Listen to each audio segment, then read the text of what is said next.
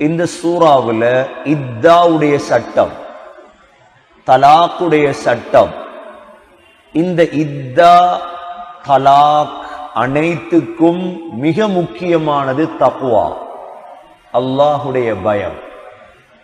இந்த தக்வா, இந்த தலாக், இத்தா இவைகளுக்கு ஆக மூலாதாரம் தக்வா. அதனால் அதிகமாக இந்த சூறாவில் தக்வாவை பற்றி பேசப்பட்டிருக்கிறது. அதே நேரம் இத்தாவுடைய பல வகைகள் இருக்கிறது. அதிலும் மாதவிடாய் நின்ற பெண்கள், வயதான பெண்களுடைய இத்தா என்ன, சின்ன பிள்ளைகளுடைய இத்தா என்ன, இவர்கள் இத்தா இருக்கும் பொழுதோ யார் செலவழிக்க வேண்டும், இவர்களுக்கு வீடு கொடுப்பது யாருடைய கடமை போன்ற விடயங்களை எல்லாம் அல்லாஹ் பேசி கடைசியாக அல்லாஹுடைய எல்லைகளுக்கு யாரும் மாறு செய்யக்கூடாது, அல்லாஹுடைய ஹத்துகள் இருக்கிறது, இதுக்கு யாரும் மாறு செய்யக்கூடாது என்று சொல்லி அல்லாஹ் 7 வானம் 7 பூமியை படைத்த குதரத்துள்ளவன் நான் என்று சொல்லி இந்த சூறாவை அல்லாஹ் முடிக்கின்றார். முக்கியமாக இந்த தலாக்குடைய சட்டம், தலாக்குடைய சட்டம் சூரத்துல் பக்ரா 228வது ஆயத்திலிருந்து 242வது ஆயத்து வரைக்கும் அல்லாஹ் தெளிவாக தலாக்குடைய சட்டங்களை அல்லாஹ் விவரித்து விட்டார். சூரத்துல் பக்ராவிலே அல்லாஹ் விவரித்து விட்டான். இதில் அல்லாஹ் அதில் சொல்லப்படாத சில விடயங்களை சொல்கிறார். மொத்தம் குர்ஆன்ல தலாக் என்ற சொல், மூலச்சொல் 14 இடங்கள்ல வரும். குர்ஆனை நீங்க நல்லா திட்டமிட்டு ஓதினீங்கன்னா விளம். 14 இடங்கள்ல தலாக், தலாக், தல்லக்தும், அத்தலாக் என்ற வார்த்தை வரும். அதுல 10 தடவை சூரத்துல் பக்ராவில் மாத்திரம் 10 தடவை வரும் தலாக் என்ற வார்த்தை. இரண்டாவது, இந்த சூரத்து தலாக்ல 2 தடவை வரும், அப்ப 12. மூன்றாவது, சூரத்துல் அஹ்ஸாப்ல 1 தடவை வரும், அப்ப 13. நான்காவது, சூரத்து தஹரீம்ல 1 தடவை வரும், 14 தடவை அல்லாஹ் தலாக்க பத்தி பேசுறான். அனைத்தும் மதனி சூறாக்கள், அனைத்து சூறாக்களும் மதீனாவில் இறக்கப்பட்ட சூறாக்கள். அப்ப குடும்ப வாழ்க்கையில ஒரு முஸ்லிம் எப்படி வாழ வேண்டும், வாழ முடியாவிட்டால் எப்படி பிரிய வேண்டும், அனைத்துமே அழகாக சொல்லப்பட்ட மார்க்கம் தான் இஸ்லாமிய மார்க்கம். அல்லாஹ் இதுல முதலாக தொடங்குறான். யா அய்யுஹன் நபியு இதா தல்லக்துமுன் நிஸா. நபியே, அல்லாஹ் நபியே என்று தொடங்கினாலும் முழு சமூகத்துக்கும் தான் இந்த சட்ட திட்டம். இதா தல்லக்துமுன் நிஸா, நபியே பெண்களை நீங்கள் தலாக் சொன்னால் فَطَلِّقُوهُنَّ لِعِدَّتِهِنَّ, நபியே அந்த இத்தாவுக்காக நீங்கள் தலாக் சொல்லுங்கள், அவர்களுடைய இத்தாவை கவனித்து நீங்கள் தலாக் சொல்லுங்கள். அவ தலாக் கல்யாணம் முடிக்கிறது தலாக் சொல்றதுக்கு அல்ல. தலாக் என்பது அபகதுல் ஹலாலி இலல்லாஹி அத்தலாக். ஹலால்லே அல்லாவுக்கு மிக கோபமானது தலாக் தான். ஹலால்லே அல்லாவுக்கு மிக கோபமானது தலாக். தலாக் என்ற இடத்துக்கு போகக்கூடாது ஒரு நாளும். ஆனால் வாழ முடியாது என்று முடிவெடுத்தால், வாழவே முடியாது என்று முடிவெடுத்தால் தான் தலாக்குக்கு போகும். ஒரு பெண் கணவனிடம் தலாக்க கேட்கிறாள், எந்த காரணமும் இல்லாம. ஐயுமம் இம்ரஅத்தின் சஅலத் ஜௌஜஹா அத்தலாக மின் கைரி பஸின், எந்த பிரச்சனையும் இல்லை, ஆனா என்ன தலாக் சொல்லுன்னு ஒரு பெண் கேட்கிறாள்.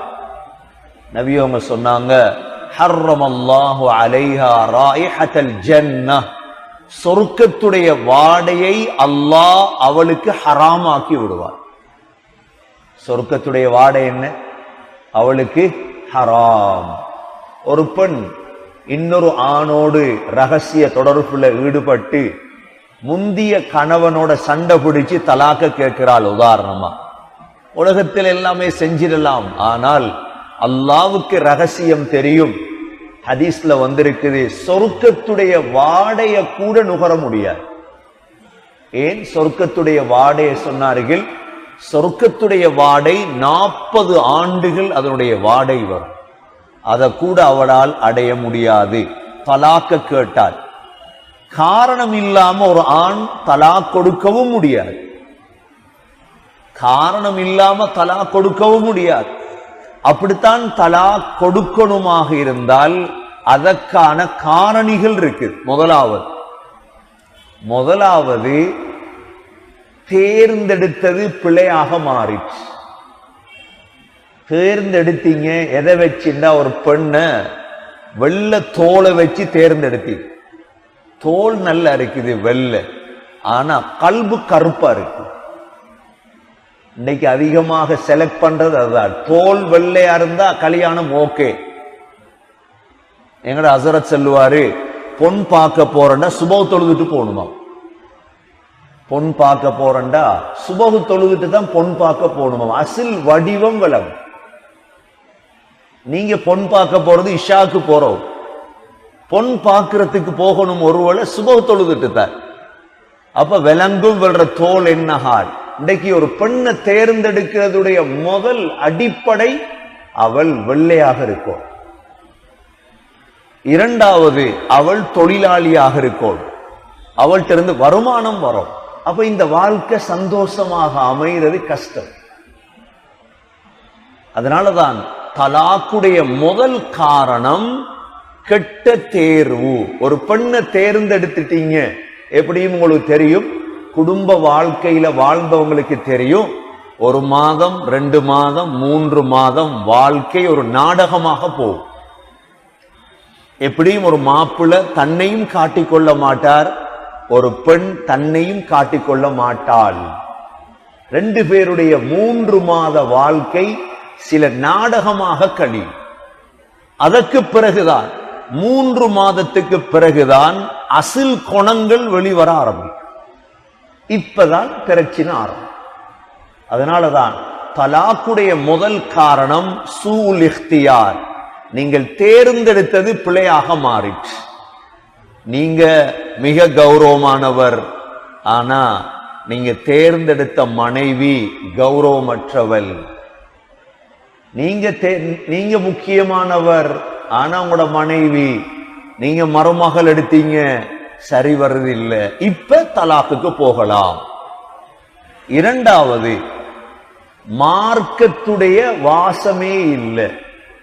மார்க்கத்துக்காக பெண்ணை தேர்ந்தெடுக்கணும், தேர்ந்தெடுத்தீங்க, ஆனா மார்க்கத்தை காண இல்ல, ஃபர்தான தொழுக கூட இல்ல.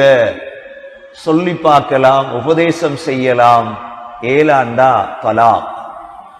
மூன்றாவது, ஹராமான நிகழ்வுகள் நடக்குது.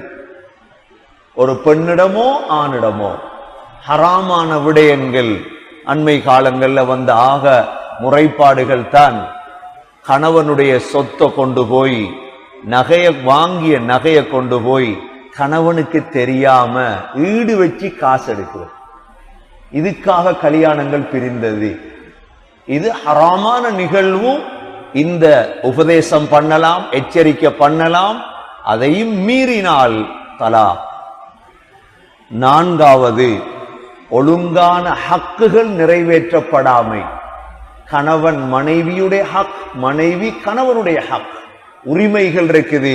இவைகள் நிறைவேற்றப்படாத சமயத்தில் மாத்திரம்தான் தலாக்குக்கு போகலாமே தவிர சிறு சிறு பிரச்சனைகள் தலாக்குக்கு ஒரு நாளும் போக முடியாது.